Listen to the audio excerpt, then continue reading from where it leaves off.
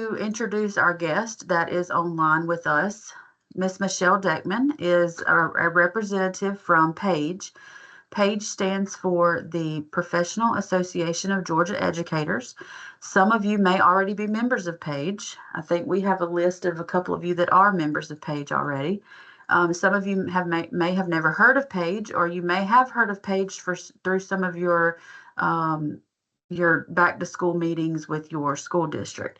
So what I want you to know is, as part of your program, you have all been accepted to a program here at GSW. So whether you are in a special ed bachelor's degree program, getting your initial certification, or if you're in the special ed certification only program, the post-bac program, you're all in a special ed program.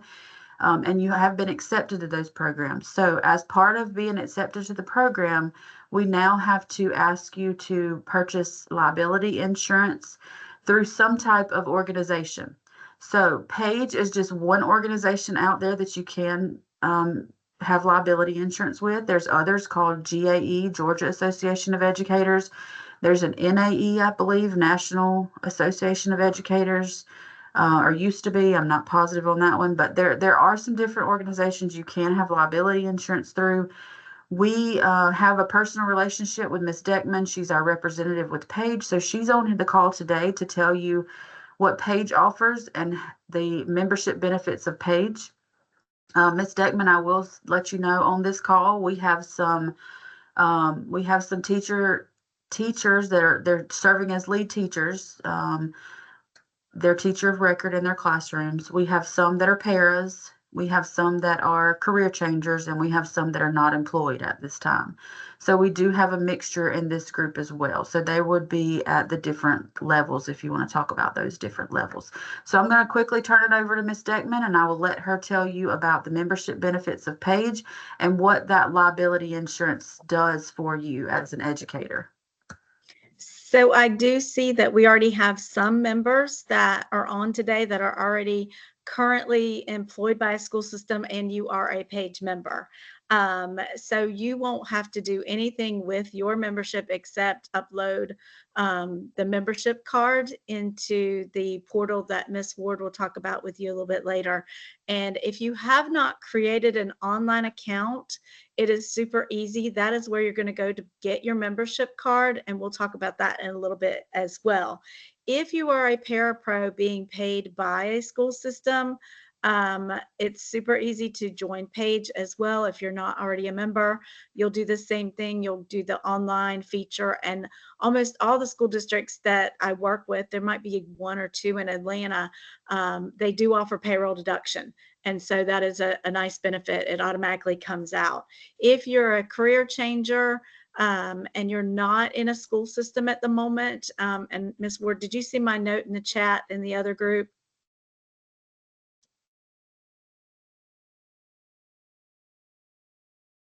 Okay, so if you are a career changer or you're working at a daycare and you are not being paid by a school system, then you'll be able to join the GSW college rate, which is $15 a year. It's very inexpensive, and it covers you for all of your field experiences and your internships that are not being paid by a school system. So that is one of the benefits. So I'm going to talk to you about what we offer. The biggest thing is the legal and liability protection. So with that, we have a $1 million liability policy. There's also a $10,000 policy for any kind of work-related criminal defense, employment rights, or violations with the PSC should something be reported on your watch. All coverage is win or lose, which means if it goes to court and the case is not won, you don't have to pay anything out of pocket. You don't have to reimburse us for any of the expenses that are taking place. There's no deductibles, and you don't ever have to pay a dime. All of that is taken care of as part of your membership of PAGE. If you do need an attorney for anything, you have direct access. Our calls are not screened. Like, I do not have to screen the calls to say, yes, you can speak to an attorney. I will give you the 1-800 number, or you go online and you get the 1-800 number and say, I need to speak to an attorney. And then they will advise you on how to proceed with whatever allegation or concern that you have. So that is the biggest benefit of that. If you are already in a school system and you're teaching and you get a letter from the PSC stating that an allegation has been made against you, typically that letter says you have 24 hours to respond back. Our attorneys do not want you to respond back if you're a page member. They want you to call them first. They want to be able to guide you in what to say, because the people that are doing the investigation at PSC, they are typically former law enforcement agencies. So we want to make sure that we guide you in what to say so that nothing would be held against you a little bit later. So that is the legal and liability part of it. Part of the page membership, you also get a $10,000 accidental death and dismemberment policy. You don't want to use that. That's one of those features that we offer as part of membership, but that means something has happened to you. So that's something you don't want to use, but it is also part of it. We do have a team of 6 attorneys that handle all the calls throughout the day. If they can't handle the call, or you need somebody that is in your area, we do have a team of network attorneys. So I live in Southwest Georgia, and I have 2 attorneys that I also work with out of Albany, and then there's one in Valdosta. So we have a team of attorneys throughout the state that can assist you. We also have a team of attorneys that all they do is work at the Capitol. They are making sure that all of educators in Georgia are being represented, and then whatever's going on, they're going to get that information to you via email, or you can sign up for what we call Capitol reports. That way you stay abreast of anything that is happening in education.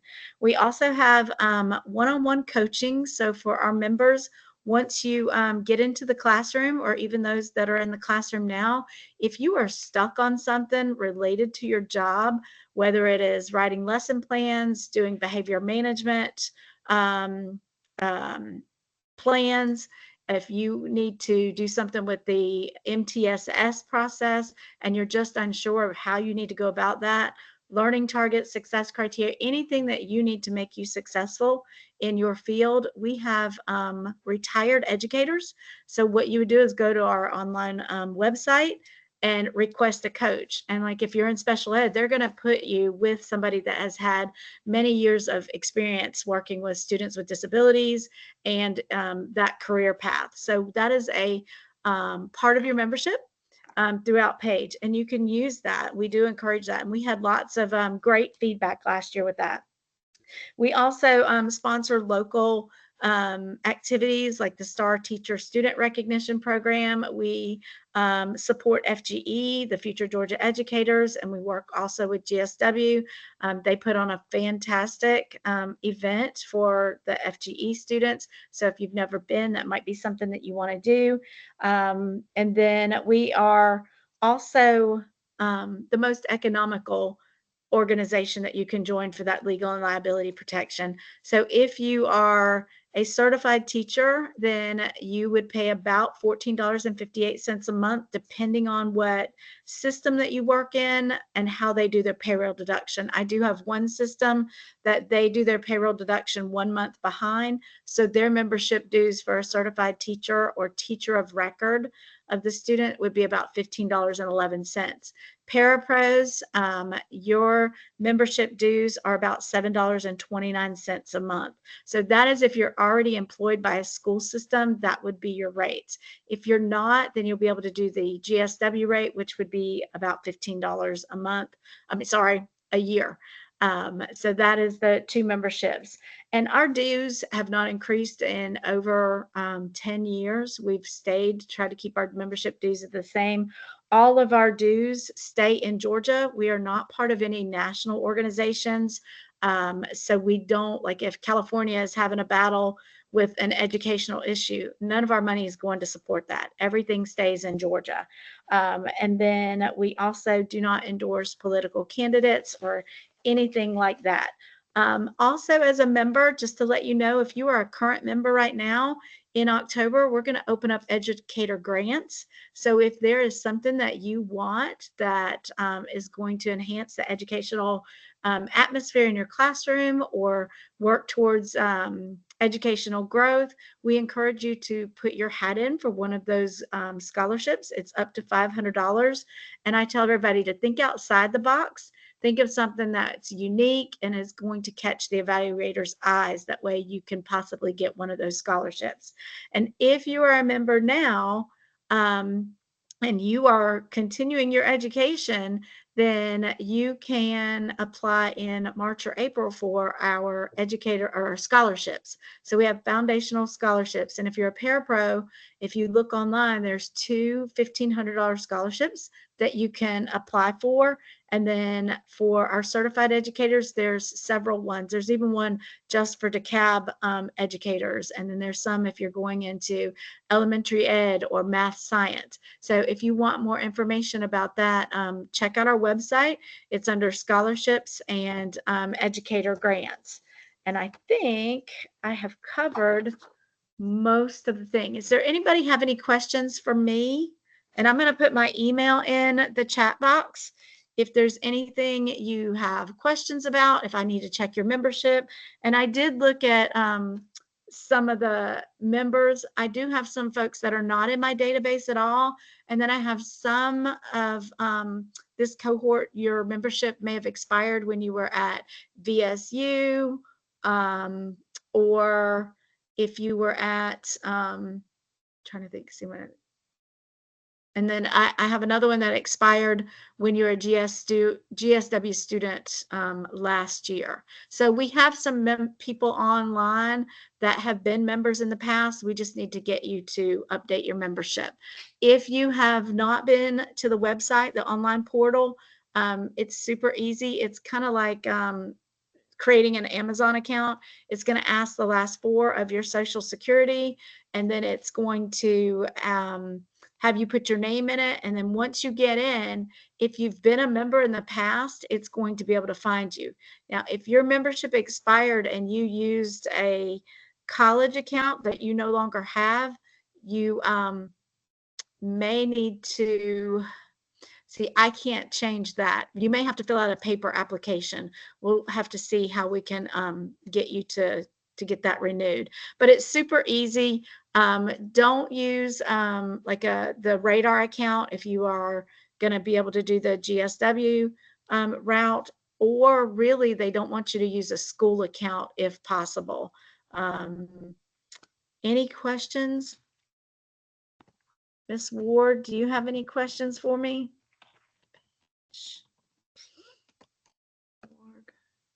I don't think so. Okay. And did you see my message earlier about the childcare and I did. okay, good. I called immediately and asked, and so we got that clarified for you. Perfect. So just so everybody understands, liability insurance is required as part of our program. So we're not forcing you to purchase a page membership, but this is an easy way to get that liability insurance. Once you have that account, whether it's with Page or another organization, once you have that membership with the organization that has liability insurance, we're going to need you to take a screenshot or picture or download a PDF of the membership card. Once you get into your account here on Page's website, if you do a Page account, there's an option to click on membership, show membership card. You can pull it up and save it as a PDF or take a screenshot of it. And in just a few minutes, I'll show you where you're going to post that. There's a place that will have you put that membership card so that we will know that you are current with your liability insurance. Someone said, what's the email to verify Page membership? So you can email Miss Deckman there. She put her email in, and then she can tell you what she has. I can go ahead and tell you now. I know for sure that I didn't have Miss Ashley on my list, but you could have had a different name. Okay. So she can email me and I can check that for you. So the ones that in this group that I know for sure, Nicole Hicks, you already have a membership through Gwinnett County. Tara Singleton, you have a membership through Gwinnett County, and Katie Peavy, you have a membership now through GSW student membership. So if you're not employed in a school system, you can use the GSW student membership, which is only $15 for a year. But if you are employed in a school system, you're going to need to upgrade your membership from a student membership to a support membership if you're a para, or a professional membership if you are a teacher of record. Nicole, you had your hand raised. Actually, I don't work for Gwinnett. I'm actually at Morgan. Okay. Is that in Gwinnett County or a completely different county? It's a different county. I was gonna get Paige and I never got it.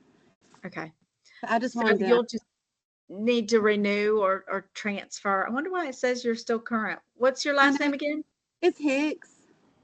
Okay. Let me look real quick again. I can pull it up.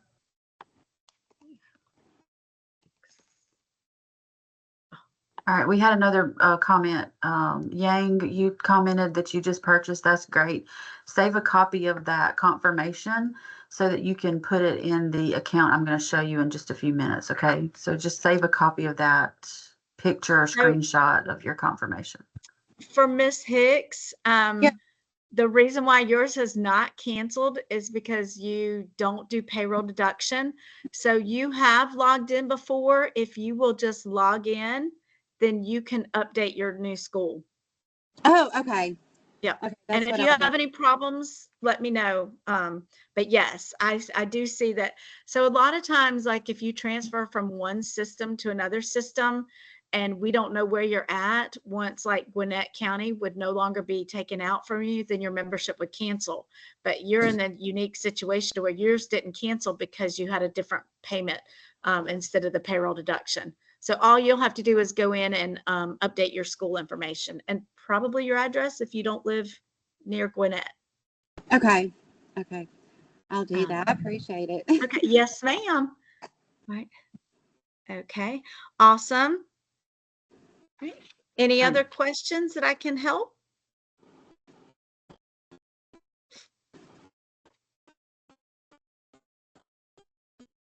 Okay.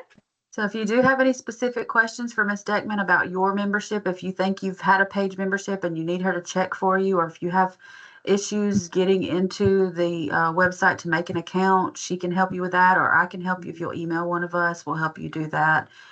It's very easy though. It's pageinc.org, pageinc.org.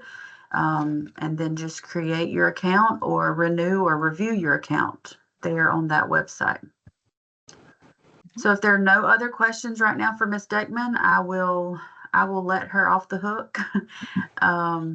You don't have to stay with us for the next hour. I'll let you go. Well, and I promise I won't pop back in. That's okay. That's okay. All right, y'all have a great year. And I will tell you briefly before I leave is that my very first teaching job was in special education. I started off with the 3-year-old significantly developmentally delayed students through my school system. And then I did inclusion, I did resource. I've done all kinds of things. And then even outside of special education, there is not a more rewarding job than watching the students make growth that you have. You guys are going to have an amazing career, and your students are going to love you. So, and hopefully I'll get to see you maybe at some new teacher orientations once you get there. But please reach out if you have any questions, and y'all have a wonderful, wonderful weekend. Thank you, Ms. Deckman. Bye-bye. All right, so I'm going to keep moving forward with this for the sake of your time and my time as well. If you have any questions while I'm moving through this, please type it in the chat box or raise your hand or just unmute and ask me. That's fine too.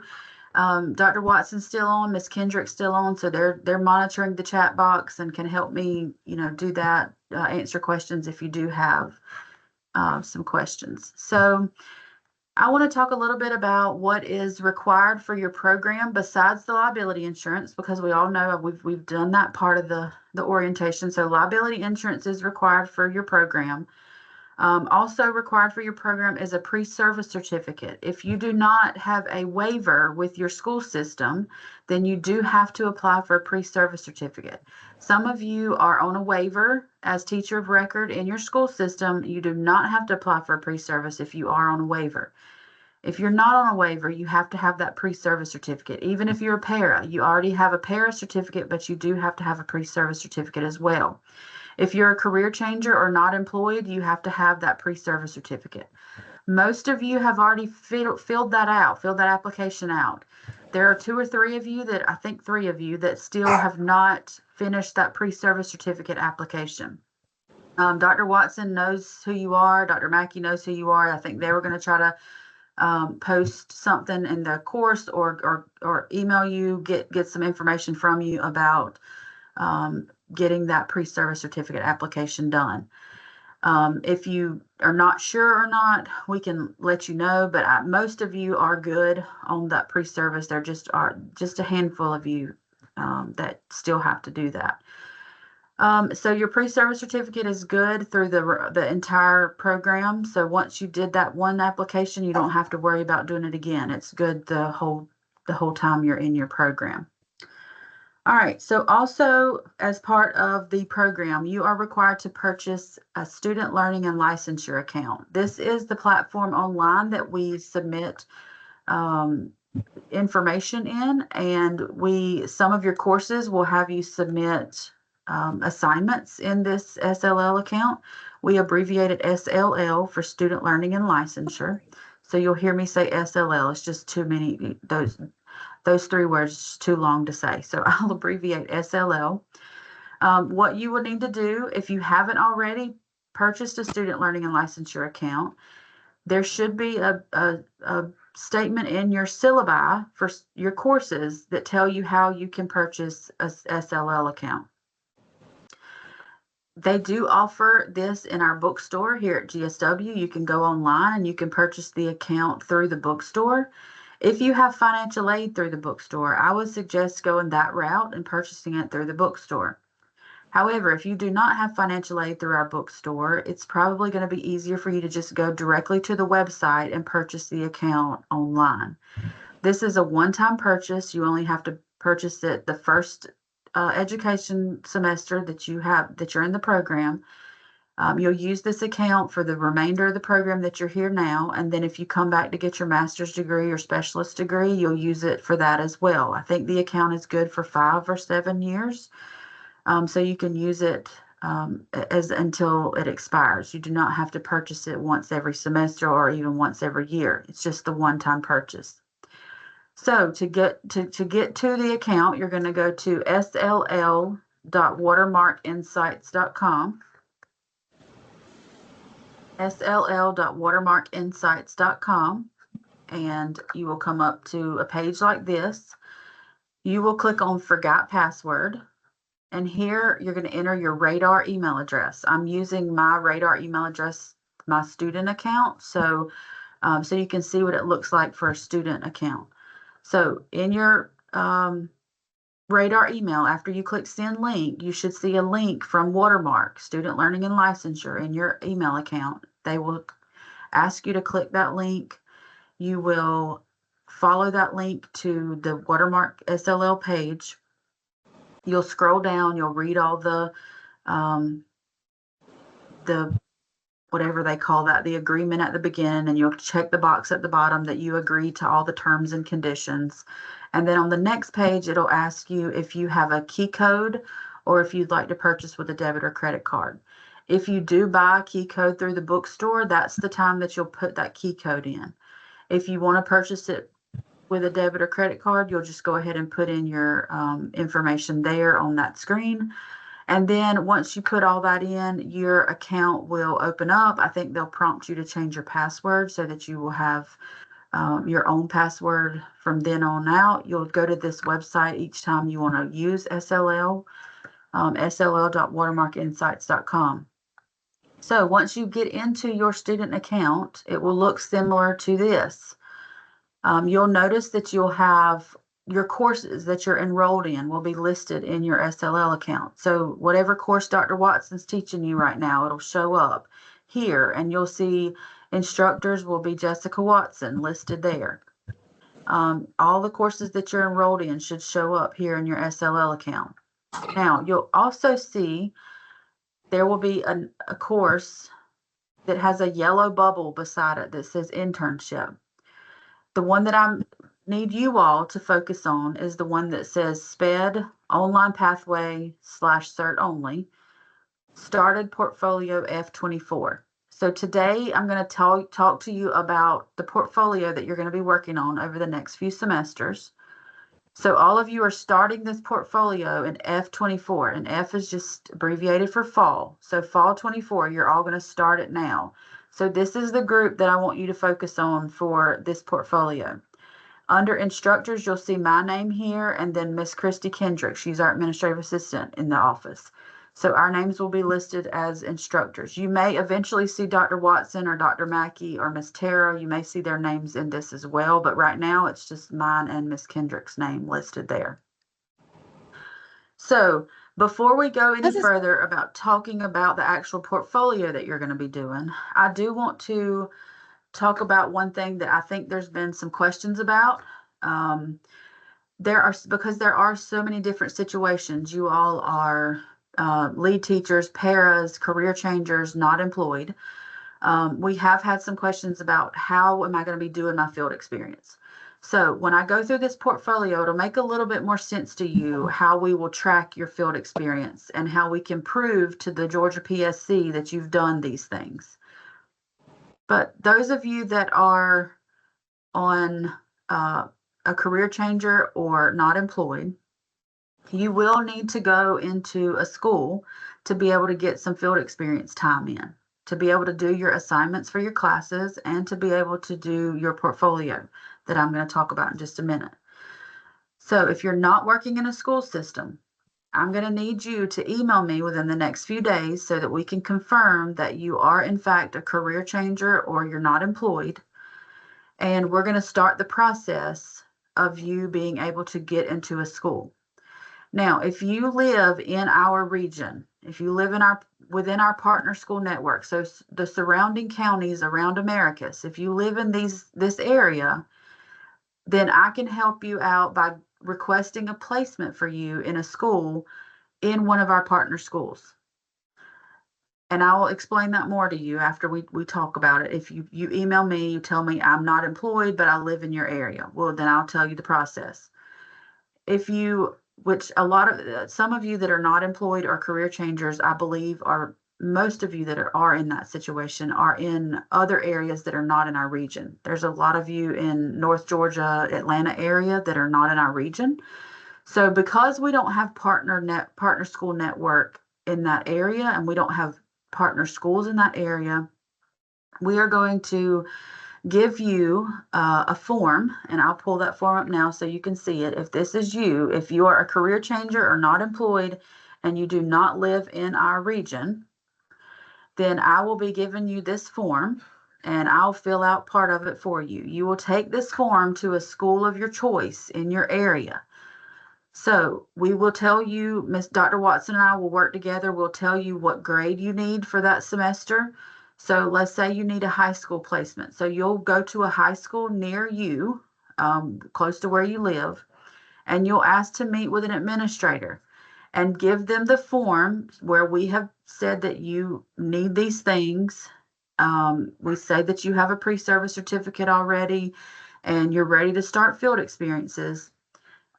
We're going to fill all this in for you, so you'll be able to provide this to the administrator, and then you're going to give me the administrator's information. So you're going to tell me what school district and county it is, the name of the school that you went to, the administrator's name, their phone number, and email. At that time, once you go talk to that administrator, or if I were you, I'd go to the front, talk to the secretary, or just look up that administrator's information online and go to the email the administrator, ask if you can set up a meeting with them. If you know of teachers or have family members in a school, you can, go to some of those schools as well, just somewhere near you that you don't have to travel very far is fine. You're going to give this form to me after you meet with that administrator. You're going to tell me, this is the school I went to, this is the administrator's name. At that point, I will take that information and I will reach out to the administrator that you've chosen. And I will confirm that they've talked to you and that you're okay to do field experience there. And then that's when you'll be able to start your field experiences. Now, you're going to ask me, how much field experience do I need? So each semester, you're going to need at least 10 full days in a classroom in that placement. So you can pick your 10 days, pick the days that work best for your schedule, but also think about your assignments that you're going to have to do for Dr. Watson's class and any of the other classes you have. So you're going to need to use your time wisely when you're out there for those 10 days. If you can't get all of your assignments done in the 10 days, you may need to go more. But at a minimum, you have to go for 10 full days while you're out in the field. So here where it says required number of hours, that actually needs to say days. So we'll put in 10 full days. So when you talk to that administrator, make sure they know that you're going to need to be there in their building at least 10 days for that semester. And then the next semester, if you're still not employed, if you haven't found a job yet as a para or working in a school system, then we'll do the same thing again. We'll let you pick another school and you'll do the same form again with a new administrator. All right, I have a couple of questions. I want to start right there. I'm going to answer the questions in the chat. Is the pre-service certificate the same as the clearance certificate that lists all your fields? If you have a clearance certificate and you're on a waiver, then you don't have to have the pre-service certificate. And then the question, when you say full days, what's the hour range for one day? So one day we're saying about 8 hours. A typical work day is going to be 8 hours. So the time that whoever they assign to you to a classroom, the mentor, whatever time they have to be there, if they're scheduled to be there from 7:30 to 3:30, then you would go from 7:30 to 3:30 to work with that mentor. So once the administration gives you a mentor, they'll communicate that with me. They'll tell me who the mentor is going to be. You can reach out to the mentor and introduce yourself and tell them that you need to come to their classroom for at least 10 days and ask them what are your hours that you work, 7:30 to 3:30, 8 to 4. School systems do it differently. So we're considering a full day, a typical 8-hour work day. All right, any other questions right now from career changers or unemployed? This process, what I need you to do in the next couple of days, email me and tell me I'm a career changer or I'm not employed. I know a couple of you I've already talked to, but email me, say I'm a career changer or I'm not employed. I need to get the form and start the process to get into a school. Remember, if you're in our area, you don't have to do this form. I'll be able to contact our partner schools and I can get you in one of our partner schools that's in our area. But I still need you to email me and tell me I'm a career changer or I'm not employed, but I'm in your area so that we can move on with that process as well. All right, so I'm going to keep moving forward. If y'all do have questions, y'all know I'm here. Just stop me. So that is going to be the difference in the people that work in a school system and the people that need to go into a school system to do their field experience time. If you're working in a school system, a lot of your assignments you're going to be able to do with the class that you work with. Now, there may be some times that you need to go to a different classroom to get the assignments done or to get this portfolio done that I'm about to talk about. There are 4 grade bands for the special ed program. You have to be in a primary grade band. You have to have experience in a primary grade band, which would be pre-K through 2nd. Experience in an elementary grade band, which is 3 through 5. Experience in a middle school grade band, which is 6-8, and experience in a high school grade band, which is 9-12. Now, that doesn't mean you need to be in 9th grade, 10th grade, 11th grade, and 12th grade. It just needs to be that at least one experience in that band. So in this portfolio that I'm about to show you, you're going to see those 4 different grade bands. And the point of this portfolio is to be able to prove to the PSC that you've had experience in these 4 bands. Because if you don't have experience in these 4 bands, then they will not honor certification. Also, because you're special ed majors, you also have to take an additional step, and you have to have experience in, Dr. Watson, can you help me out with this one? I know you have to have experience in an inclusion classroom, but then you also have to have experience in, I don't know if it's, she's typing, give her just a second.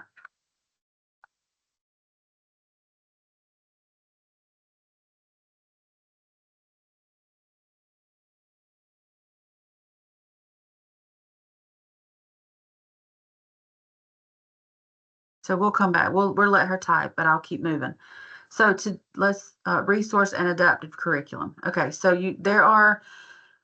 resource, adaptive curriculum, and inclusion. So we have to be able to prove that you have had experience in all of these settings for a special ed certification.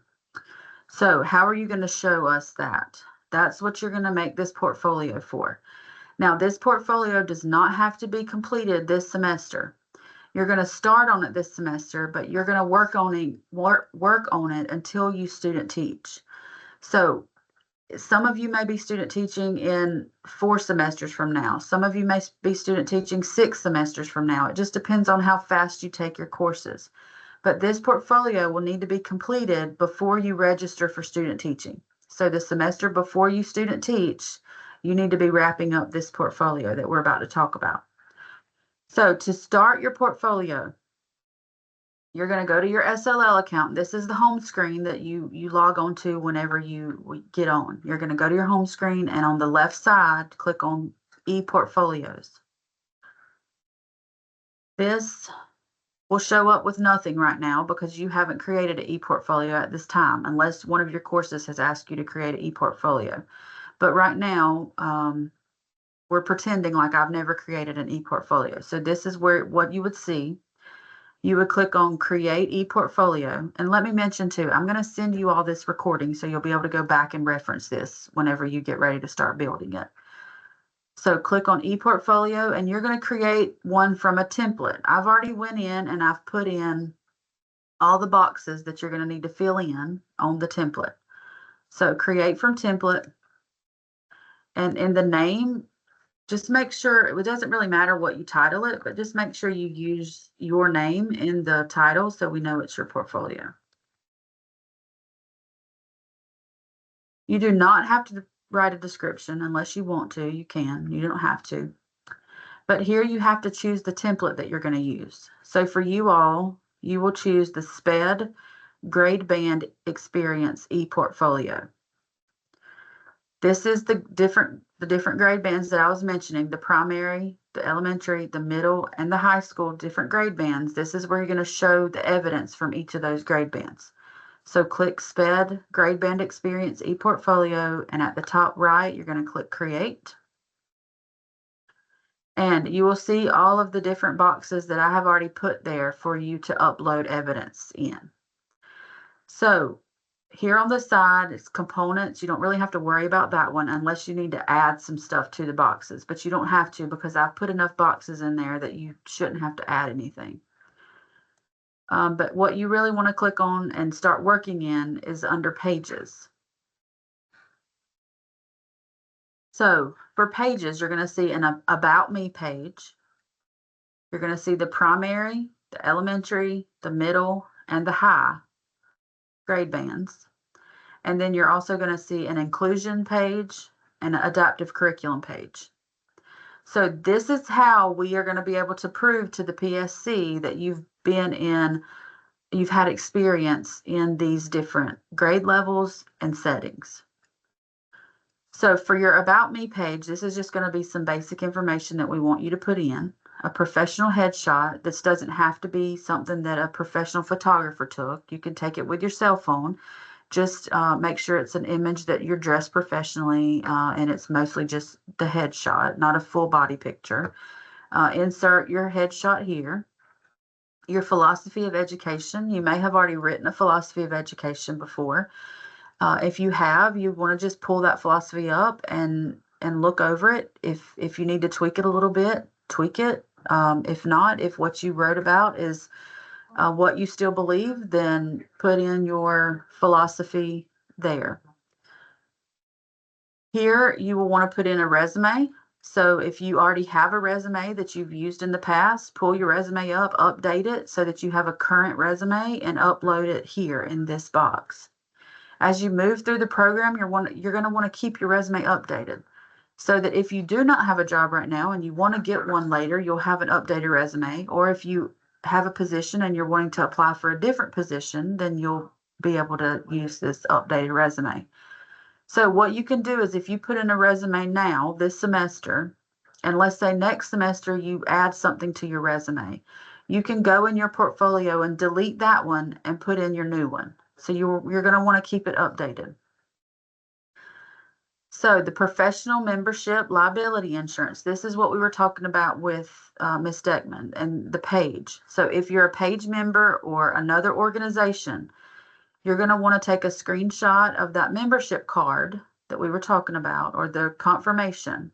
And this is where you're going to upload that screenshot here on your portfolio on the first page. So your page memberships, I know Page for sure, probably the other ones will expire in a year unless you purchase the multiple year membership, but most of them expire in a year. So if you upload your membership card now, your expiration date's probably going to say August or September of 25. So in August or September of 25, you're going to need to upload a new membership card. You'll need to renew your membership then and delete the old membership card that says it's expired and upload the new membership card. So I made a comment there to make sure it's up to date. Make the new submission after you renew it each year. All right, so at the bottom, we have a commitment form. So I'm going to show you an example of the commitment form. I will be sending all of you this commitment form in the next few days. It may not be tomorrow, but by next week, I'll get this to you. You're going to fill out this commitment form for me. If you are, all of you, even if you're not employed or a career changer, all of you will fill out the top portion. This link right here will take you to our field website, and the field requirements for the program are going to be listed there. Some of the same things you're hearing me talk about now is what will be on that website. But you'll need to initial that you've read the requirements for your program, check off what program you're in, and then put your name, signature, your email address, and the date. Now, if you're a career changer or not employed, you'll stop right there and you'll just scan the form or take a picture of the form and upload it. However, if you are working in a school system, you will need to finish the rest of the form. So you're going to tell me what position you're in, whether you're a lead teacher or para. I don't know if any of you here are Head Start or daycare, but if you are, you would check those. Tell me the grade, level, subject, your school name, your district, county. If you're in a charter school or private school, make a note of that there where it says district or county. Then you'll need your administrator or director, depending on what school or facility you're at. You'll need them to print, sign, and give me their email address and phone number at the bottom. So career changers and not employed, you'll fill out up until this point here. If you are working in a school setting, you'll fill out the whole form. Once you're done, you'll take a picture or scan it in, and you will submit it in your portfolio here under commitment form. Now, I'll be sending these to y'all in the next few days, and I do need you all to go ahead and get those done as soon as you can. So please get those done within the next few weeks. This is something that we'll need to keep on file, and we'll need to keep it in your portfolio throughout your program. All right, so the next box for the About Me page is Code of Ethics documentation. To get into our program, I believe you all had to do an ethics exam with the PSC. That was for us to be able to accept you into the program. You had to pass that. Once you're in the program, we have to be able to prove to the PSC that we've given you information on the Code of Ethics yearly. And if you are already working in the school, you know that you all have to go through the whole Code of Ethics thing every year. So as an institution, we have to prove that we've given you this information yearly as well. So in the next few days, probably when I send you that commitment form, I'm also going to send you a link to a video. This is going to be an attorney that works for Paige, the one of Miss Deckman's attorneys that she was talking about. He is going to do, I think it's like a 45-minute video, and he goes over the Code of Ethics. The Code of Ethics, if you're not familiar, is the standards that we all as educators have to follow. He'll talk about the 10 standards, and at the very end, there's like a 10-question quiz. Now, this 10-question quiz is not hard. I did it myself the other day, and it took me like 2 or 3 minutes to do the quiz. So do that quiz at the end, and once you finish the quiz, a page will come up that says you have finished. This is the confirmation. Take a screenshot of that page, and that's where you're going to insert the screenshot here in your portfolio, that you have confirmation that you went through that Code of Ethics video and that 10-question quiz. Now, that just needs to be done at some point this semester. It's not like, we're not going to force you to get it in there in the next few days or even weeks, but just try to get that Code of Ethics in there this semester so you'll have it in the portfolio moving forward. All right, any questions about the first page, about me? Okay, so let's keep moving to the grade band pages. Now, all of these pages are going to look the same. The only difference that you're going to see is the grade levels are going to change. So for each of these 4 grade bands, you're going to put in evidence that you have had experience in these grade bands. So each of the grade bands all have an Atlas assignment. Atlas is a platform, a website that has tons of videos of teachers teaching. So you're going to click download that assignment for that grade band. We have already went through Atlas, and we have pulled out cases that align to pre-K through second.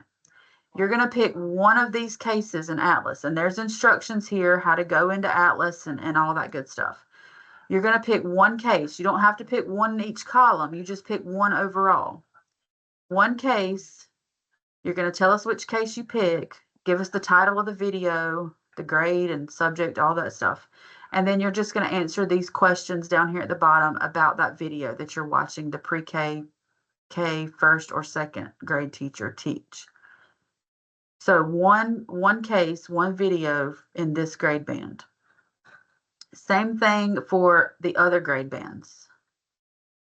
Elementary, the Atlas assignment is going to have different cases because they're going to be different grade levels, but you pick one case. Same with middle and high. You'll notice that they're titled different. It's a different document because they have different case numbers. So 9th through 12th, you'll pick one of these cases and answer. It's the same questions. You're just looking at different grade levels. All right, so that is the Atlas assignment for each of the grade bands. Lesson plan. Each of the grade bands, it's going to say the same thing, except it has the different grade levels. So you're going to reflect on lesson plans that you've written for your courses. So the course you're taking now with Dr. Watson, all of your courses that you take in this program. Because remember, this portfolio doesn't have to be done this semester. You're going to be working on it all the semesters leading up to student teaching. So reflect on all the lesson plans that you're turning in for your courses. A lesson plan that you've done on pre-K, kindergarten, first or second. So in that primary grade band, pick your best one and upload that one here to prove that you've written a lesson plan for that grade band. Same thing, elementary level, pick a lesson plan that you've written for them. Same thing with middle grade, same thing with high school. You're going to pick a lesson plan that you've written for them. So this is just a heads up. When you start writing lesson plans for your classes, you're not going to want to write lesson plans all on kindergarten. You're going to want to choose some different grade levels so that you can put it in this portfolio and meet these grade band requirements. The third one is video evidence of teaching. So whatever class that you're teaching in right now, obviously that's going to be easy for you to meet this grade band requirement. So if you're teaching in a kindergarten class right now, you know that this kindergarten grade band you can do in no time because you're there every day, right? But you will have to video yourself teaching in the other grade bands as well. So let's say you're a kindergarten teacher right now. You're going to need to work it out with your administrator to be able to go into an elementary classroom. Maybe not just your administrator, but you may have to work with your special ed director of your county, because you may have different schools in your county that you might need to go over to a different school depending on the grade level that your school has. So you're going to need to work out with your administrator and or special ed director to be able to go into these different classes to video yourself teaching a lesson. Now, this can be videos that you turn in for your courses to Dr. Watson or Dr. Mackey or Miss Tara. If they have you video yourself teaching a lesson and you want to use that one for this portfolio, that's fine. Just put it in whichever grade band spot it falls in. You may not be able to insert the whole video here depending on how long it is. So you may have to put it in YouTube and make a link, and then you can type in the text box, and you can put the link in the text box.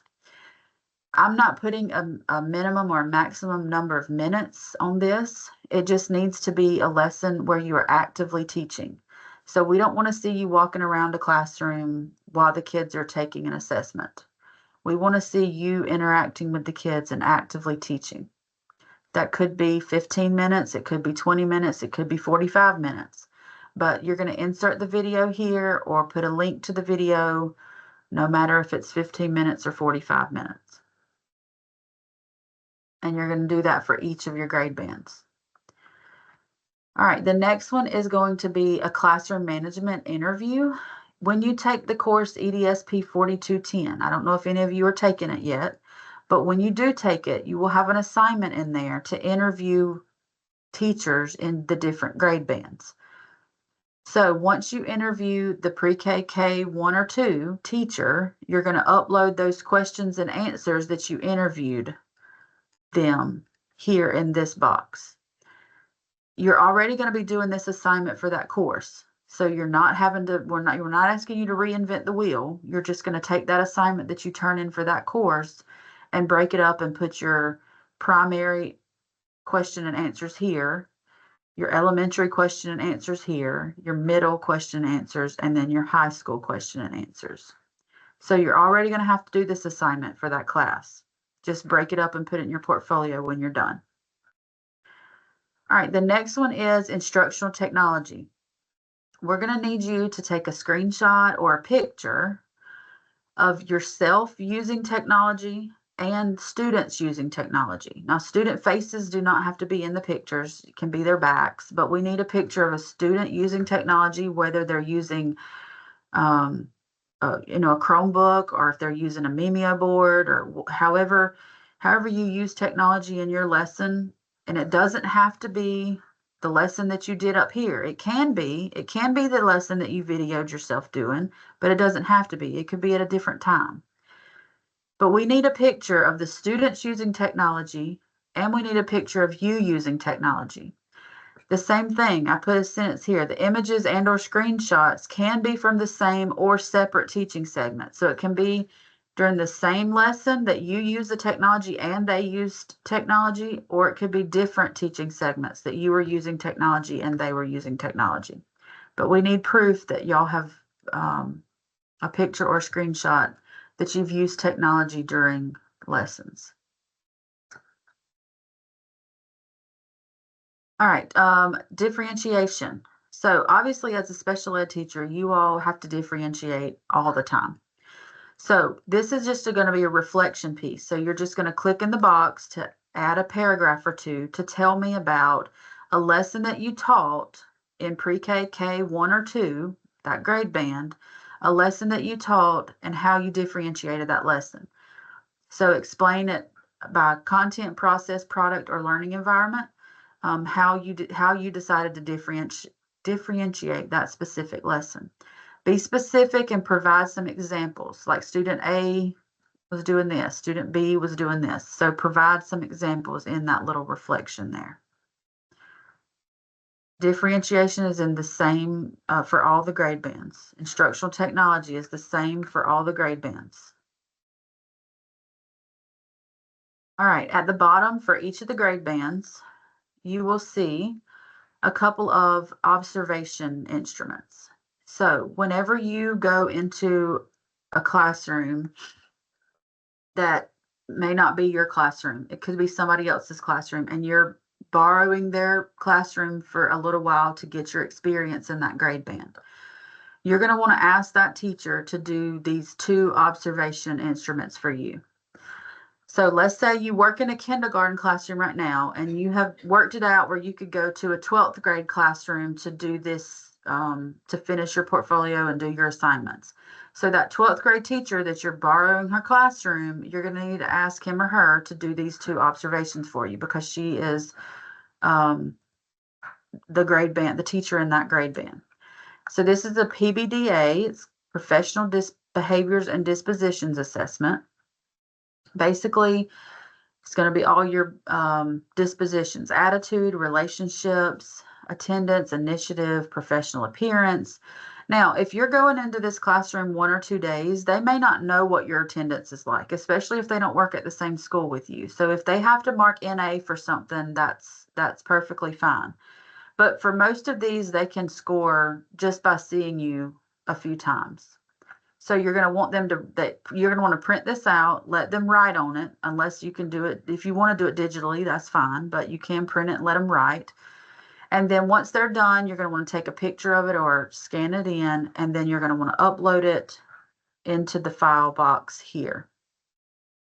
So this would be the 9th, 10th, 11th, or 12th grade teacher that does this for you. This walkthrough observation is going to be what they will do for you, like while you're teaching a lesson. So obviously you have to go teach a lesson to a high school classroom because you have to have video evidence of it. So while you're teaching that lesson, give this paper to the mentor, that teacher that's in that classroom, and let them fill it out for you while you're teaching their kids. So they're going to make sure that the students were actively engaged and you had your objectives stated or posted. You were aligned with the district and state standards. The instruction that you gave, the Bloom's level that you were using. So they're going to fill out this for you while you're teaching a lesson to their kids. When they're done, take a picture of it and upload it here in that grade band. All right, I want to stop there and look and see if we have any questions. I know I went through that really quick, but they're all the same, pre-K through 2nd, 3rd through 5th, 6th through 8th, and 9th through 12th have all the same information on those pages. It's just we have to differentiate in the grade bands. We have to be able to prove to the PSC you've had experience in all of these. All right, let's see. We do have a couple of questions. Okay, Dr. Watson's answering some. So somebody asks, will high school students have to do all grades? Yes, everybody in this program has to have experience in all of them, including high school. She was saying the classroom management assignment will be in EDSP 4210, and most of you will take that in the spring. A question, are the assignments in different grade bands required to be in SPED? Yes, but remember some of the field experience will be in an inclusion classroom containing students with and without disabilities.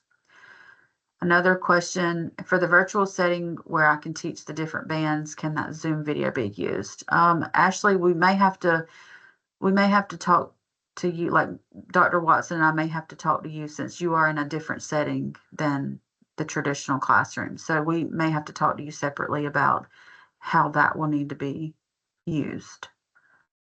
What grade bands are required for inclusion and resource? I'm about to go over inclusion and resource on these 2 pages.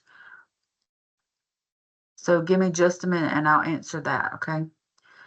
Do each grade band have to have experience in each of the different classroom settings, or we just need to cover all of them over the different grade bands? So no, you do not have to have inclusion in all 4 and adaptive curriculum in all 4. You just have to cover it over the 4 grade bands. So you could do inclusion in kindergarten and adaptive curriculum in 5th grade and inclusion in 6th grade and inclusion in 12th grade. So just one setting in each of the grade bands, and then we'll talk to you about the inclusion and adaptive curriculum page in just a second.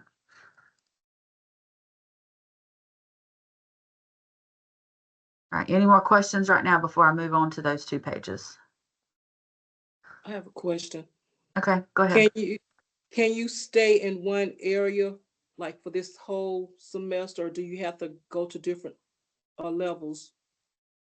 So Chandra, I know you you are local and you're one of the ones that I have, reached out about getting you a placement. So I've requested a specific grade band for you this semester. So when you go out to do your 10 days, you'll be in that same grade band for this semester. So like if it's middle school this semester for your 10 days, then next semester, unless you found a job by then, like if you found a job as a para or working in a school system by then, we would, we would figure out how to make it work. But if you haven't gotten a job by next semester and we get you another placement, we would get you in like an elementary or a high school so that you could get a different grade band. Okay, thank you. That makes sense. You're welcome. Thank you. Same for everybody else that we will have to, for career changers or not employed, you'll do one semester, you'll do your 10 days in one of the grade bands. So you'll want to make sure you get all you need to get for this portfolio that time that you're out there for those 10 days, that one semester. All right, so let's look at inclusion and adaptive curriculum. So you've got to be able to show that you have been in an inclusion setting and an adaptive curriculum setting. So in EDSP 4051, I'm not sure when y'all will take that, but you will do an assignment about co-teaching strategies. And all you're going to have to do is upload that assignment that you do for the co-teaching strategies, the assignment for co-teaching strategies that you do in the course EDSP 4051. You're just going to upload that assignment when you finish that course. And then you're going to reflect on teaching in an inclusion classroom. So one of the lesson plans that you taught in an inclusion classroom, reflect on it and upload the reflection from that lesson plan. So upload the lesson plan that you taught and the reflection from teaching that lesson plan. You're going to do that in the 4210 course. So you're already having to do this for that course. You're just going to upload it here. So this is nothing new that you're going to be doing. You're going to already have to do it for that course. And it doesn't matter what grade level this is done in. It could be any of the grade bands. And then adaptive curriculum, you're going to have an assignment in 4110 over assistive technology. You're going to upload that assignment here after you finish the 4110 class. And then same thing that you had to do with inclusion, you're going to reflect on a lesson plan that you taught with adaptive curriculum. It doesn't matter what grade band. You're going to upload that lesson that you taught them, and you're going to upload a reflection of after you have taught that lesson in an adaptive curriculum classroom. That will also be done in your 4110 class. So those two are pretty self-explanatory. Basically, you're just going to use the assignments that you do in those classes and post the evidence here. And just remember that for these two down at the bottom, it doesn't matter what grade band you do it in. All right, questions now about any of the grade bands or the two settings that's at the bottom.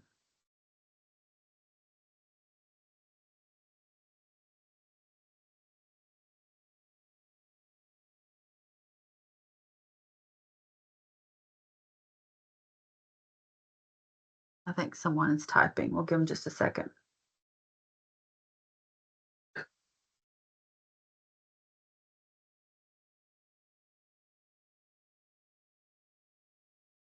Dr. Watson, do you have anything to add right now? If you don't, you don't have to unmute, but if you do, please let me know. No, I think this has been a wonderful presentation. Ms. Ward, and thank you so much for just making it pretty comprehensive for them to follow. So just remember that the portfolio is, you're already doing these assignments in your courses. So Ms. Ward has said that many times, but I just want you to understand that it really is embedded and goes hand in hand. So those mini lessons that you're writing for my course right now, where you are working with a focused student with intellectual disabilities, that should fit your adapted curriculum setting. Now, there are a couple of you who are working with a student with mild intellectual disabilities, and that's not in an adapted curriculum classroom.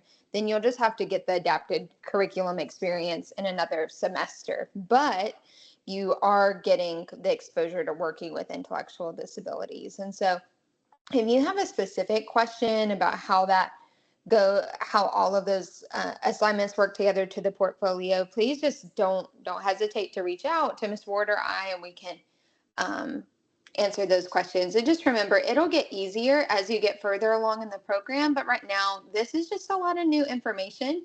And so we're here to help you and support you as you navigate your transition to GSW. So we're here to help you. And I know this seems overwhelming right now because I've thrown a lot of information at you in 45 minutes, but I am recording this, so I'll send you all the recording. You'll have it, and I'll put that it doesn't expire. So you'll be able to go back and watch this recording. You see me clicking on the different areas of the portfolio as you move through the program. And please remember too, you don't have to stress about this like next week. This portfolio is going to be open for you to work on throughout the program. So each semester, fill in as much as you can with those assignments that you've done. At the end of the semester, Dr. Watson, Dr. Mackey, Ms. Terra, myself, Ms. Kendrick, we'll start looking at your portfolios to see that you've put some stuff in there. Of course, at the end of this semester, we don't want it to be blank. We want you to have put some in there.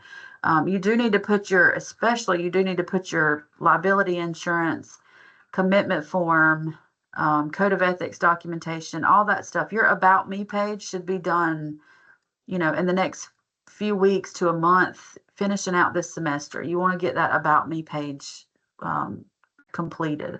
And then start adding as much as you can here in these boxes after you've completed some assignments. But please don't feel like you have to get all of this done this semester. You're going to work on this up until you start student teaching. Once you finish this portfolio the semester before student teaching, then you can be registered for student teaching after this portfolio is complete. There is a question. The grade bands that are other than inclusion and adaptive curriculum, can they be an adaptive curriculum? Because I'm a parent in an adaptive curriculum. My school has K through 5th. So these two, the inclusion and adaptive curriculum, obviously have to be in those settings. But these grade bands, the evidence you post in these grade bands, it doesn't matter which setting it's in. It could be adaptive or inclusion or resource, self-contained, any of the different settings you can use for the grade bands. And then you said your school has K-5. So you'll be able to get that primary and elementary. You'll be able to get that pretty easy because you could ask your administrator to go to, the different areas. But your middle school and high school, you're probably going to have to ask your principal for a couple of days to be able to go over to a middle school in your district. You can go in your district. You can, ask your special ed director, email them, tell them I need to go into a middle school in my school district. Am I allowed to switch over? And maybe you could take a professional day to go over to a middle school, or maybe they could switch you with another para that's in a middle school. There's different districts do different things. Sometimes they may just say, yeah, go ahead. You're doing it for school. So yeah, just go on over for a couple of days. And same with high school. So you may have to talk to your administrator, talk to your special ed director. If you come up with issues, then please let me know, Dr. Watson, Dr. Mackey, Ms. Terra, let us know, and we can try to help you navigate that. But, you want to go ahead and try to talk to your administrators. When you ask them to fill out that commitment form, when you ask them to sign it, go ahead and tell them the expectations that you're going to have over the next few semesters. All right, another one. I work in an adaptive classroom. I'm preparing a lesson for one of my students and he is 4th grade. Can I use the same lesson plan for adaptive curriculum and 4th? Dr. Watson, can you help me with this answer? I think the question is they want to put it in this part of the portfolio and put it in this part of the portfolio. I'm thinking maybe when you say like the lesson plan, you wanted to see if you could upload it here under lesson plan and then also here. Dr. Watson, can you help me out with Yeah. this one? Yeah, that's a great question, Nicole. Thank you so much. I'm so excited that you're already working on that and knee deep in your assignments. Way to go. So, for example, for the course that most of you are taking with me right now, 4110, you have to write 4 different mini lessons. And so if you're working with a 4th grader, then you're going to want to choose 2 different lesson plans to submit. So you'll put, of course, all of them will be submitted for a grade in my course, but for the portfolio, you can choose, put 1 lesson plan in the adaptive curriculum, excuse me, and 1 in the elementary grade band section. So you should have 4 to choose from. And then you'll want to choose your favorite one that demonstrates your abilities as a teacher. So does that answer your question? Okay. Good question, Miss. Okay, so I'm a lead teacher. Who should my mentor be in my classroom? So when you're trying to do your grade band for your classroom, like if you teach a 7th grade classroom, that's going to be the middle school grade band. Who's going to fill these out for you? You could ask your academic coach, your assistant principal, or your principal to come in and fill these out for your grade band that you currently teach in. The other ones, yeah, go ahead.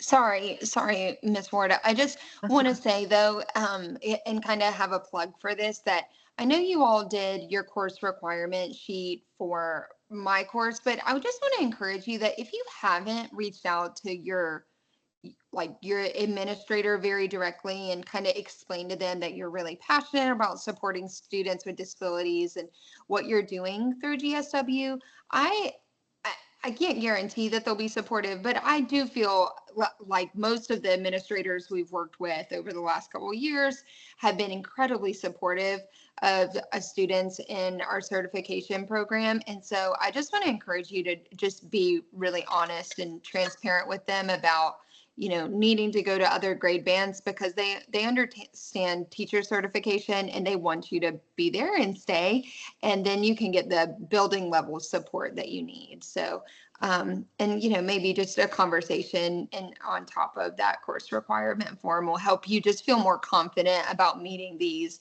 needs in the future, or these these program requirements. So you don't feel so nervous about it. Hopefully it'll help you to feel more confident. So. All right, we had another question. Do we need our pre-cert from the PSC before we start teaching outside of our classroom? If you have if you're on a waiver, then you have what they call a clearance certificate. That question was asked a few minutes ago. So that protects you for any classroom that you go into. That clearance certificate, or if you're not on a waiver, you're not on a clearance certificate, then you'll go ahead and get the pre-service certificate, and that will protect you.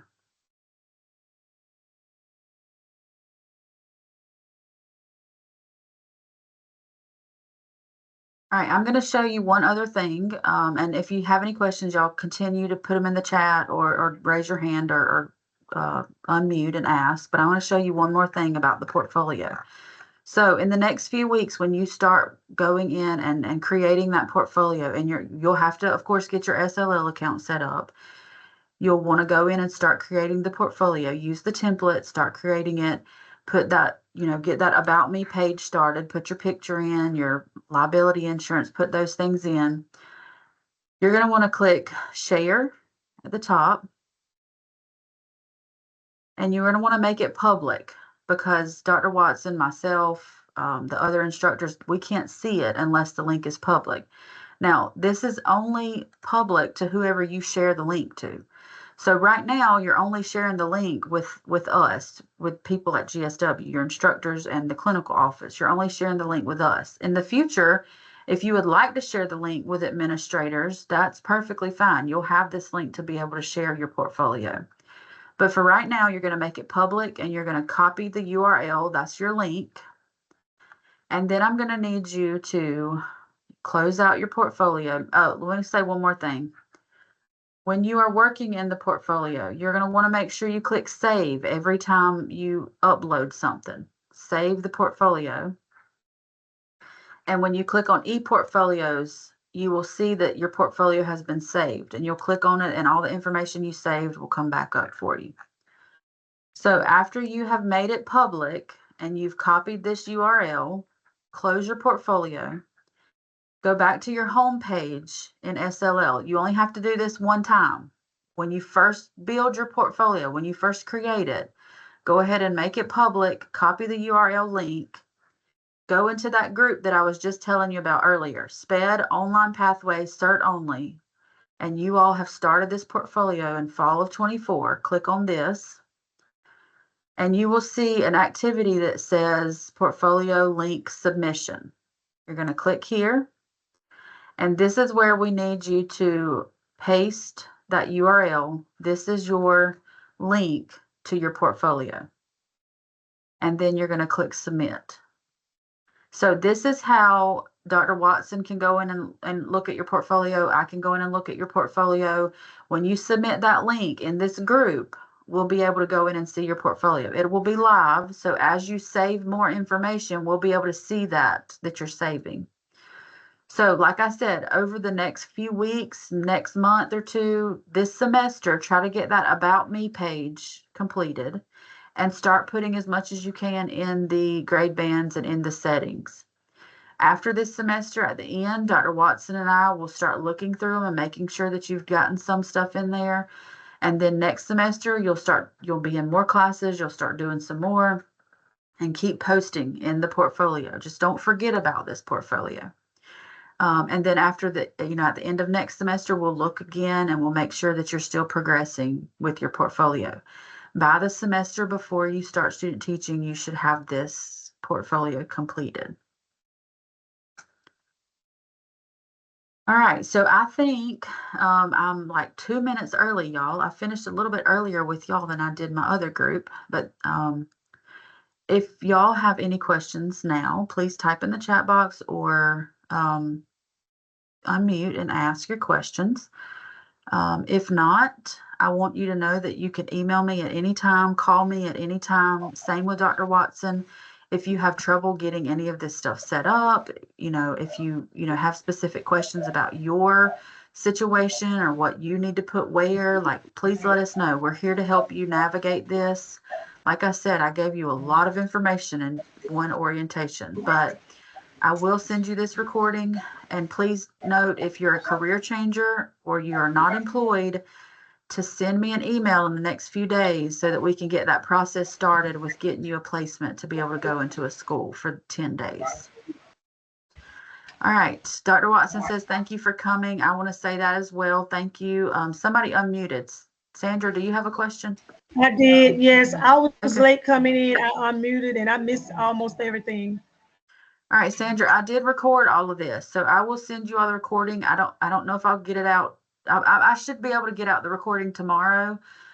If not, at the latest, I'll get the recording out Monday, and you can watch through the recording. Okay. I'm sorry. I just got in late, and so I know it started at 5:30, but It's okay. So once you watch the recording, please let me know if you have any specific questions. Okay. Okay. All right. I'm going to stop the recording now. I'll stay on for just a few minutes if anybody wants to ask questions.